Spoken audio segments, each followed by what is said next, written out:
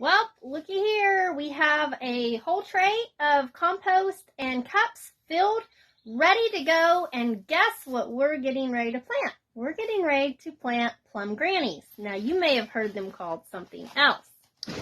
So plum grannies also are called Queen Anne's pocket. You may have heard them called tiger melon, depending upon, what company you bought them from. But here's a seed. They look just like a cantaloupe seed. They're very prolific. So they're small. They're just like a little ball apple, kind of like a small apple size. We're going to put 2 or 3 seeds in each cup about 1 inch deep and cover them up. Now, I'm starting in just an 8-ounce styrofoam cup here, but plum granny takes about 75 days to mature.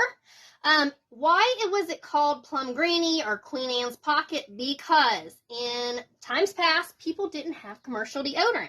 These aren't really that great to eat. I have eaten them. They're not so great to eat. They were actually used like a deodorant. They carried the little apple-sized melon in their pocket, so they smell amazing. Like literally, you can set them in your window in the summertime. The breeze can blow in, long before Glad and all that stuff, and it smells up the whole house.